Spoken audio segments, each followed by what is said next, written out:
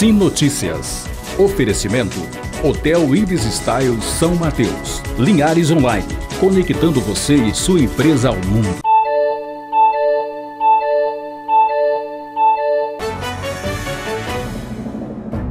Olá, o Sim Notícias começa agora e você vai conferir os destaques de hoje. Fim de semana violento em Linhares, 2 homicídios foram registrados. Policiais militares receberam vacina contra a febre amarela. O Cine da cidade abriu vagas na semana, também no município de Linhares. Essas e outras informações agora no Sim Notícias. Linhares se vê aqui.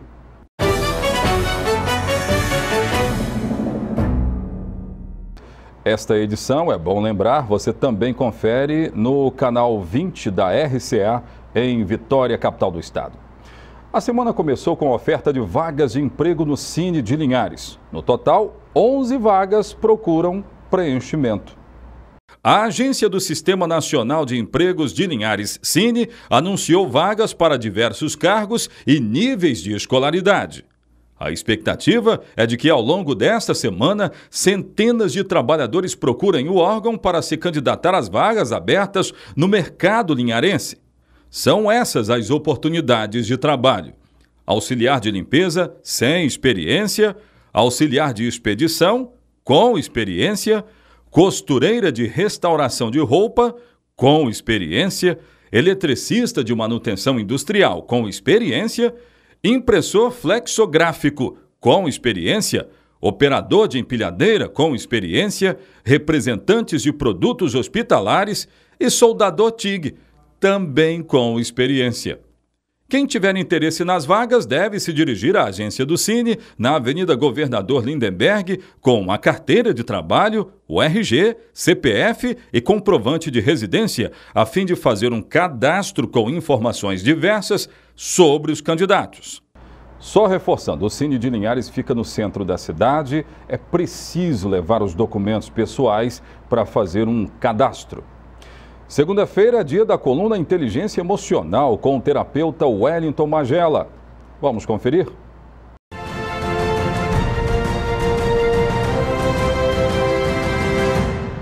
Você conhece pessoas que ficam esperando o final do dia?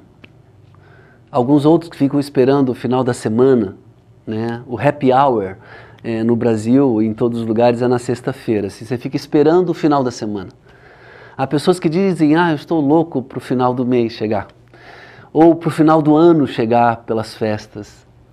Ora, se você passa a vida esperando o fim das coisas, você está muito longe da felicidade, porque a felicidade é o contrário. A felicidade é aquilo que você quer que demore, a felicidade é aquilo que você quer que perpetue, que não vá embora. Então pense agora no que você gostaria que permanecesse, que durasse mais. É interessante isso. O que eu quero que dure mais na minha vida, o que eu quero que não passe rápido. Muitas vezes a gente viu os filhos irem embora e a gente disse: caramba, eu não vi a infância do meu filho, porque eu queria que ele ficasse adulto logo. Esse casamento ficou sem graça porque eu não aproveitei os instantes, que era aquilo que eu não queria que acabasse. De repente é o beijo da esposa que eu não quero que acabe porque está muito bom.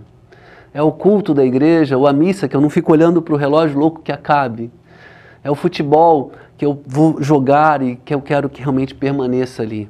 É o almoço com a família que eu quero usufruir. Felicidade é o desejo de que esse momento que eu estou vivendo se eternize. Então, faça dos momentos da tua vida momentos mais profundos e que sejam momentos eternos, embora que curtos. Viva a vida. Obrigado, Magela. Na próxima segunda, a gente se vê. Um policial militar da reserva foi vítima de latrocínio em São Mateus. Segundo a polícia, o cabo, conhecido como Chiquinho, estava no carro dele, um EcoSport branco, na saída de um supermercado, quando foi surpreendido pelos assaltantes. O policial militar estava parado com o seu carro, um EcoSport de cor branca, justamente aqui, na lateral deste supermercado. Ele estava dentro do carro, aguardando a esposa, que estava lá dentro. De acordo com informações de populares, O policial estava dentro do carro quando foi abordado pela dupla de criminosos. Eles anunciaram o assalto, obrigaram que a vítima descesse do carro e o policial veio justamente para esse ponto aqui, onde existem várias marcas de sangue. Os criminosos entraram no carro, saíram em disparada por essa rua. Lá na frente, um pouco mais à frente, um dos bandidos, um que estava no banco de trás do veículo, sacou a arma e efetuou 2 disparos que atingiram a vítima neste local.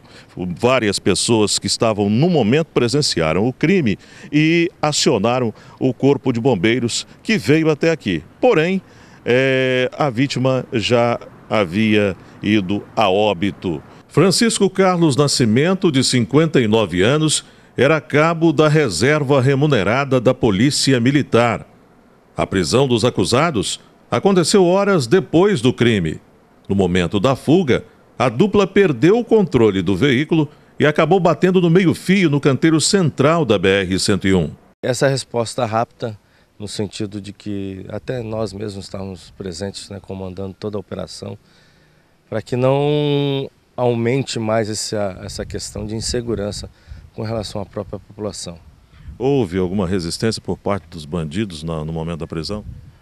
Na fuga, eles bateram com o veículo da vítima, e empreenderam fuga. Não resistiram àquele momento e nem posteriormente, onde foram encontrados na residência um na residência dos pais e o outro na residência de um outro indivíduo que o homiziou. Vitor Rocha de Oliveira, de 20 anos, e Janderson da Silva Paiva, de 22 anos, confessaram o crime. Durante toda a tarde deste domingo, parentes e amigos chegavam no 13º Batalhão da PM, onde o corpo estava sendo velado, para prestar as últimas homenagens ao Chiquinho, como era conhecido pelos amigos. Um policial que se dedicou inteiramente à Polícia Militar, amigo de todos, um profissional com a carreira limpa, uma moral ilibada e que ainda prestava serviço, voltou da reserva, estava atuando no Ministério Público como reforço para proteção daquele órgão e veio a sucumbir perante essa escalada de violência que acolhe o país. Confira agora a previsão do tempo para Linhares e toda a região. Terça-feira de sol e algumas nuvens, mas sem chuva. Linhares com mínima de 20 e máxima de 33 graus. Colatina, mínima de 19, máxima de 35. São Mateus, mínima de 20, máxima de 32. E Vitória, mínima de 18, máxima de 33 graus. Você vai ver a seguir os detalhes de assassinatos registrados em Linhares. Primos acabam morrendo vítimas de tiros. Eu volto já com essas informações. No final de semana, 2 jovens foram assassinados no bairro Interlagos, aqui em Linhares. Os crimes aconteceram na sexta-feira e sábado. A polícia agora está à procura dos suspeitos. O 4º mês do ano não acabou e a segurança pública de Linhares anda atormentada com tantos homicídios registrados neste ano turbulento. Foram registrados mais 2 casos de mortes violentas que ajudaram a elevar os números que colocam a cidade de Linhares como a mais violenta do norte do estado. Em plena Sexta-feira da Paixão, considerado feriado santo, James Gama Almeida foi morto enquanto participava de um churrasco durante a noite no bairro Interlagos. De acordo com a perícia médica, foram disparados 10 tiros contra a vítima que morreu na hora. Os responsáveis foram 2 homens ainda desconhecidos, que atiraram com uma pistola e provavelmente um revólver calibre 38. Na madrugada de sábado para domingo, Otávio da Gama Rodrigues dos Santos foi assassinado num baile funk que também acontecia no bairro Interlagos. A perícia constatou que foram disparados 5 tiros contra a vítima, que faleceu no local. E informações dão conta de que James e Otávio, as 2 vítimas dos homicídios, são primos. Os casos estão na mesa do delegado André Jareta, que tem anunciado prisões. Uma das mais importantes foi feita na semana passada. 4 homens, acusados de comandar práticas criminosas, entre elas homicídios, foram presos. Jonathan Lemos do Amaral, de 34 anos. Diego Souza dos Santos, de 21. Washington Rodrigues Gomes, de 19 anos. E Silvio Gama Ribeiro, de 18 anos, foram encaminhados para a penitenciária regional da cidade. Aliado a isso, a polícia fez operações e conseguiu apreender armas de fogo. Armas que estavam nas mãos de quem anda cometendo crimes em Linhares e toda a região. Estamos saindo de um momento de crise histórico na segurança pública do Estado. A Polícia Civil, desde o início, tem feito um trabalho visando minimizar esses efeitos. Estávamos já planejando nos bastidores, estudando, produzindo provas, para poder desencadear uma operação desse vulto, né? Como falei, não foi fácil, porque tivemos que contar com apoio externo, em razão do nosso efetivo, mas felizmente demos um resultado. E deixar claro, queria ressaltar, de que todos os crimes que estão sendo praticados estão sendo investigados, a resposta está aí, certo? Todos esses indivíduos nós estamos identificando, estão identificados, melhor dizendo, e os que não foram presos nessa oportunidade serão mais para frente em uma outra operação. No ano de 2017, nós ainda não tínhamos desencadeado uma operação com essa extensão, o que nós já tínhamos feito nos anos anteriores. E eu tenho certeza que no 2017 não vai ser diferente. São 35 homicídios só neste ano de 2017, de acordo com números registrados na cidade. Depois da paralisação dos trabalhos da Polícia Militar, foram intensificadas rondas por todos os bairros, de acordo com o comando da PM. Que a gente observa, assim, apreensões de armamentos, apreensões de drogas, apreensões de pessoas que estão aí cometendo atos, né, atos ilícitos. E as operações, né, nós temos operações já regulares, já marcadas, inclusive nós vamos realizar operação agora. E outro ponto importante é que nós temos outras atividades, por exemplo, patrulhamento com a patrulha da mulher, né, que nós chamamos em relação à lei voltada à lei Maria da Penha, que chamamos dessa forma, continuam sendo feitas, o patrulhamento escolar continua sendo feito, o patrulhamento normal... Então o trabalho continua normal, não mudou absolutamente nada? Trabalho normal, trabalho de atendimento ali junto ao CCO, ao Copom, né, continua da mesma forma e nós estamos desempenhando, tentando fazer da melhor forma possível.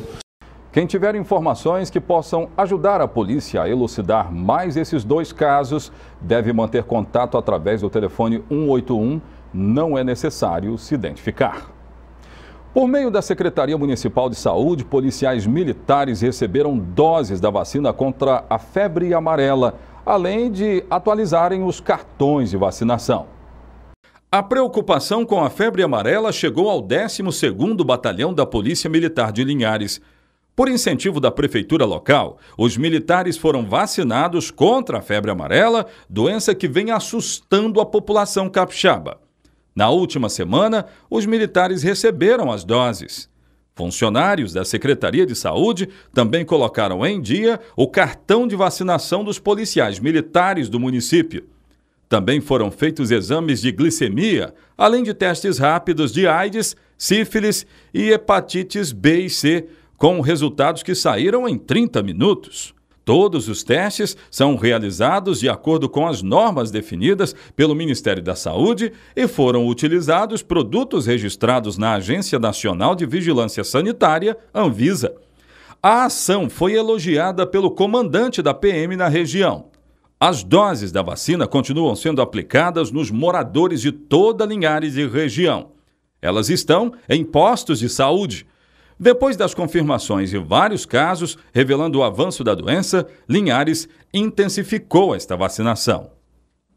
Você vai conferir agora como fechou o mercado do café na Grande Vitória.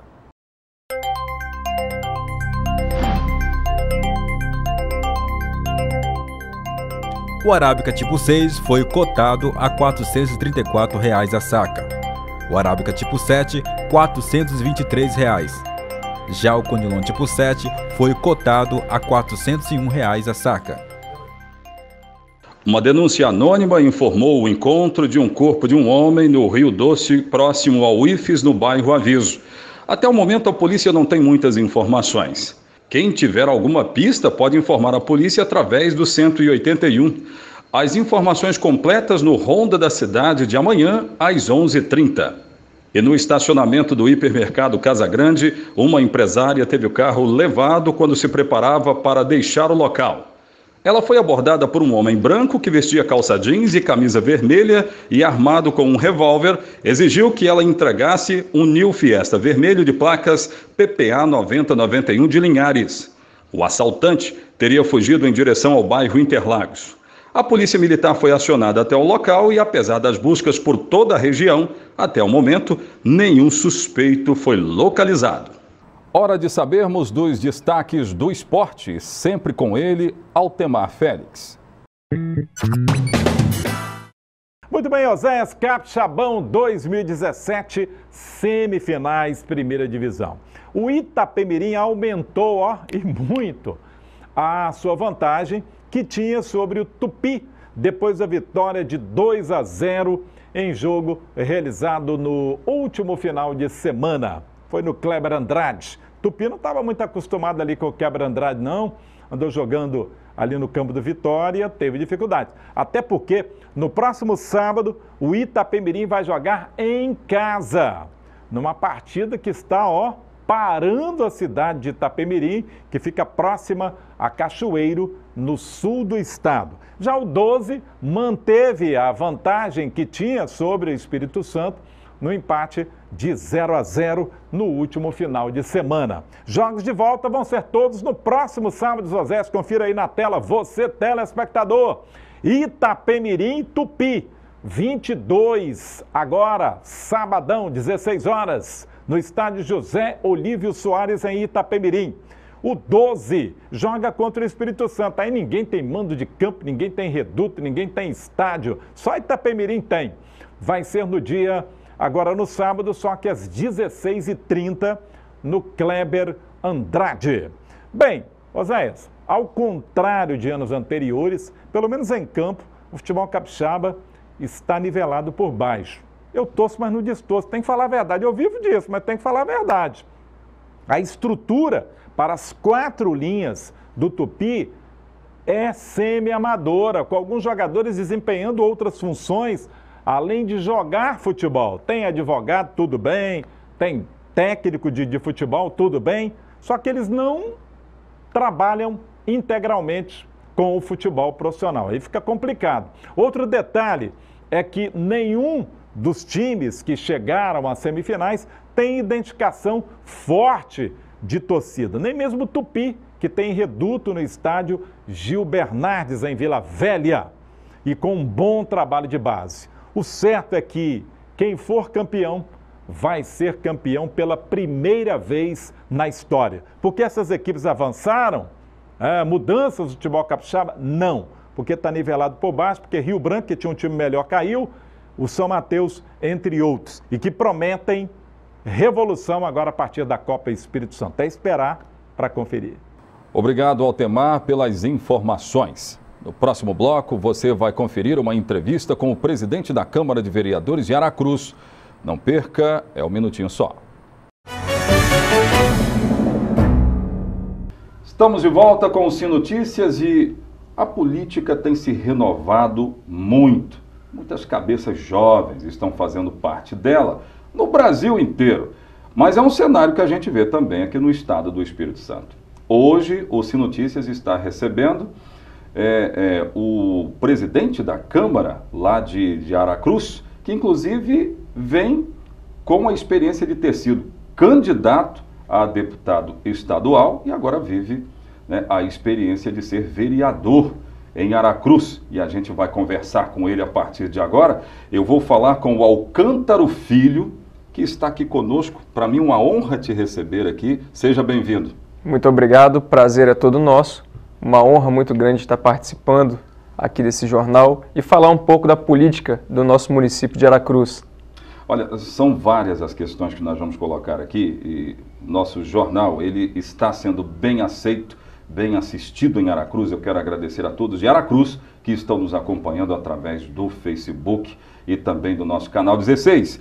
Mas eu quero começar exatamente falando de um assunto que ele acaba sendo meio insosso, mas a gente precisa abordar. Nós estamos vendo aí Lava Jato, a gente está vendo um monte de coisa acontecer no cenário político do Brasil, mas a pergunta que me vem tem delação, tem um monte de coisa acontecendo. Como é que o senhor, presidente da Câmara Municipal de um município tão importante como Aracruz, está enxergando esse cenário todo? Pois bem, é um momento histórico no nosso país, é um momento muito importante e eu costumo dizer que é um remédio amargo. É necessário que o nosso país ele comece a trilhar novos caminhos na política, onde a moralidade, a honestidade, a transparência com o dinheiro público, ele seja regra e não exceção. Eu, particularmente, vejo com muito bons olhos esse movimento que vem sendo feito da Lava Jato. Nós tivemos recentemente aí algumas figuras importantes do país e até do Estado aqui mencionadas, naturalmente terão o seu direito de ampla defesa, de contraditório, mas é um passo importante que nós temos dado e acredito que o nosso país vai ser melhor a cada dia se a política ela for mais vigiada e fiscalizada pela justiça e pela população também, que é muito importante. Agora, por ser aqui do Estado do Espírito Santo, se surpreendeu com nomes do Espírito Santo? A gente está vendo o âmbito nacional explodir dentro da Lava Jato, mas o senhor se surpreendeu com nomes do Estado do Espírito Santo? De fato, nós tivemos surpresas por termos aí alguns políticos do nosso Estado com o nome mencionado nas delações, mas não podemos fazer um julgamento antecipado. Nós temos preocupação em relação a isso. O nosso Estado é um Estado que economicamente é um Estado importante, apesar de pequeno, mas nós precisamos de estabilidade política. Então a menção de algumas figuras que comandam o nosso Estado, sem dúvida nenhuma, nos preocupa e nos surpreende. Espero que eles possam provar lá a inocência dos seus nomes dentro dessa Operação Lava Jato. Pois é, e de fato uma coisa que preocupa muito. Agora, o senhor já foi candidato a deputado, foi vice-prefeito lá também, me corrija aí se eu estiver errado. Candidato a vice-prefeito. Candidato a vice-prefeito lá em Aracruz, e aí o senhor já tem uma ideia política, né? Acredito eu, já tem uma mentalidade formada quanto a isso. Eu gostaria que o senhor falasse quais foram os seus principais desafios nessa trajetória, muito embora seja muito jovem ainda. Sim, na verdade a primeira eleição que eu disputei ainda muito jovem, com 22 anos, foi a eleição de deputado federal, justamente pregando naquela época a necessidade da gente ter uma política diferenciada, um olhar diferente dentro da política, com mais seriedade, com mais compromisso com a coisa pública, e é isso que a gente tem visto hoje. Tive durante esse período a oportunidade de ser candidato a vice-prefeito em 2012, com o atual prefeito, compondo uma chapa com ele. Na última eleição, em 2014, eleição estadual, disputei para deputado estadual, tivemos uma boa votação, ainda que não tivéssemos todo aparato político, grupo político formado. Então a população, sobretudo os jovens, algumas pessoas importantes do nosso município abraçaram nesse contexto. E é isso que a gente tem tentado trazer para dentro da Câmara de Aracruz. Então seria, inclusive, a minha próxima pergunta. Tem sido para o senhor um grande desafio ser presidente da Câmara? Porque o senhor representa hoje um município potencialmente muito importante para todo o Estado do Espírito Santo. Aí, de repente, nós temos lá o Alcântara Filho nessa representação. Tem sido um grande desafio para o senhor? É um grande desafio, mas uma enorme oportunidade da gente mostrar tudo aquilo que a gente pensa como ideologia política na prática. Então nós encontramos a Câmara Municipal de Aracruz numa situação delicada. Nós tínhamos lá a interdição do segundo pavimento, a impossibilidade de trabalho dos assessores. O nosso segundo pavimento da Câmara Municipal, ele estava interditado pela Defesa Civil Estadual, é onde se localizam os 17 gabinetes dos vereadores, e por isso a gente encontrou essa primeira dificuldade. E uma segunda dificuldade era a questão estrutural, cultural do serviço público. E a gente tem tido ali um empenho de todos os servidores em mudar essa visão da população em relação à classe política, sobretudo a Câmara de Aracruz. A nossa maior missão lá, eu costumo dizer, é servir bem as pessoas e mostrar que estamos num novo momento político, onde nós somos servidores públicos em essência. A nossa função enquanto vereadores, enquanto funcionários da Casa de Leis, é servir da melhor forma possível e representar o povo de Aracruz. Muito bem. Eu não posso deixar de falar aqui sobre segurança, né? Senão o povo lá de Jacupemba não vai ficar bem com a gente. Então, eu preciso falar sobre segurança, não apenas de Jacupemba, né? Até porque casos policiais, até onde nós temos notícia aqui, temos conversado com a polícia de Aracruz, e são vários casos lá, assaltos, até legislador lá já foi assaltado, já foi vítima de ladrões. E aí eu pergunto, hoje, qual é a análise que se faz da situação de segurança de Aracruz? Muitos desafios a serem cumpridos, alcançados dentro desse contexto, muito embora a gente saiba que a segurança, nesse primeiro momento, nós estamos falando da responsabilidade do Estado. Mas como é que vocês têm visto lá essa questão de segurança em Aracruz?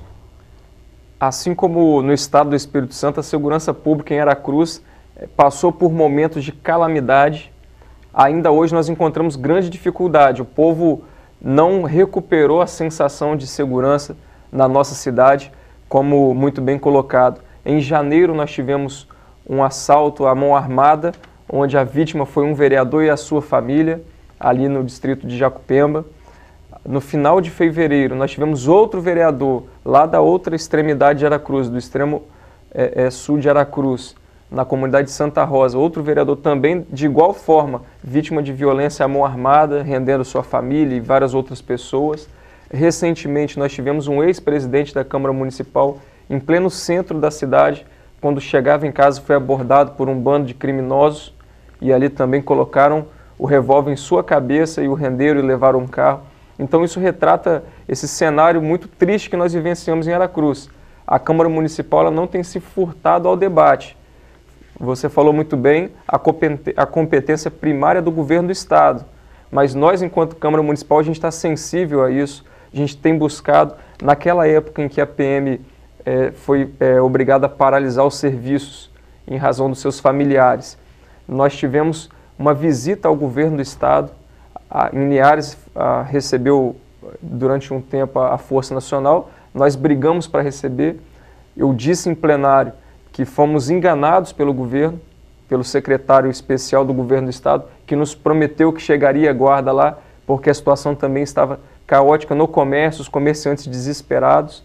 E depois disso a gente espera que o governo do Estado mantenha o diálogo com a PM, que possa melhorar as condições de trabalho da PM, as condições de vida dessas pessoas que dedicam a promover a nossa segurança.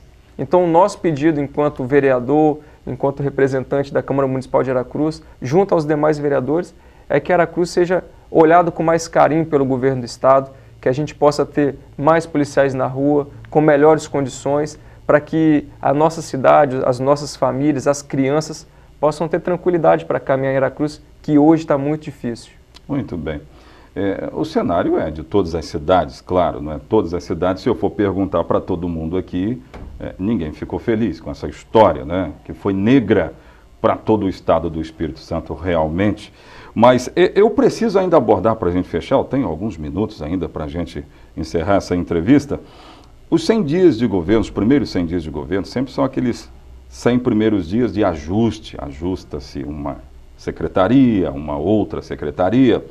E é um grande desafio para quem está legislando ou para quem está no comando do Executivo. Mas qual foi a análise? Eu acredito que o senhor tenha sentado com o prefeito, sempre senta com ele, coloca necessidades, discutem isso aí.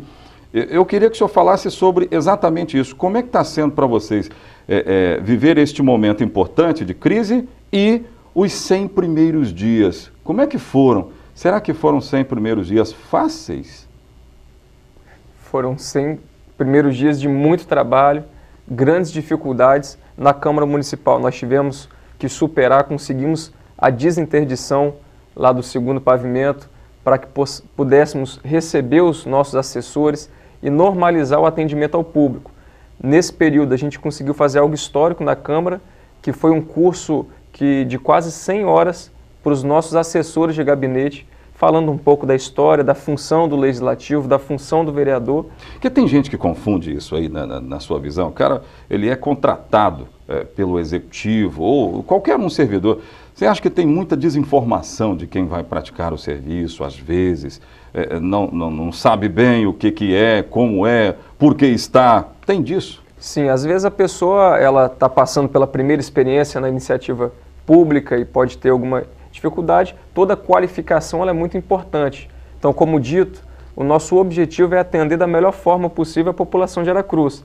Nosso primeiro passo foi qualificar os servidores para atender as pessoas que chegam lá. A demanda é muito grande, todos os dias centenas de pessoas vão à Câmara Municipal, porque lá elas vão apresentar suas reclamações, suas demandas, o que o município está precisando, a sua rua está precisando, e aí através de nós vereadores a gente leva isso ao Executivo e busca uma resolução dos casos. Esse é um dos papéis que a Câmara tem desempenhado junto aos vereadores com muito empenho.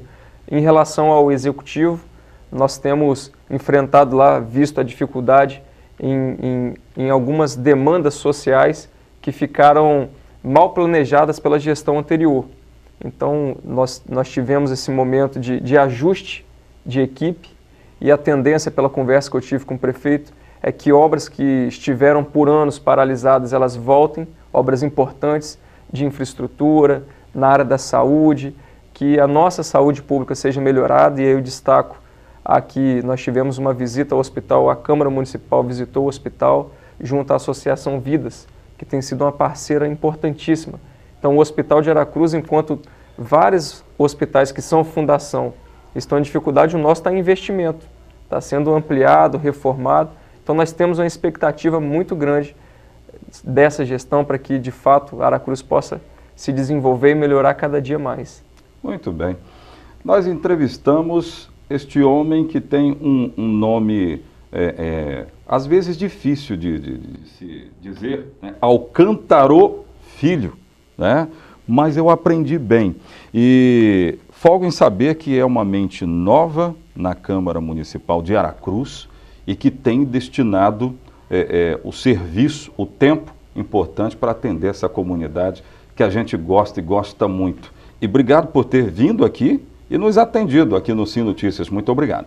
Eu que agradeço a oportunidade, o carinho, e a nossa missão lá está servindo a nossa população, se dedicando ao máximo e fazer uma política diferente para que o nosso município ele possa ser cada dia melhor para os nossos cidadãos. Muito obrigado.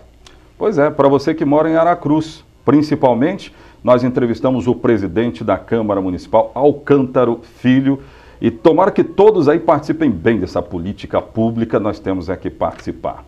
Gente, olha, o Sim Notícias fica por aqui, muito obrigado pelo carinho da sua audiência, voltaremos amanhã.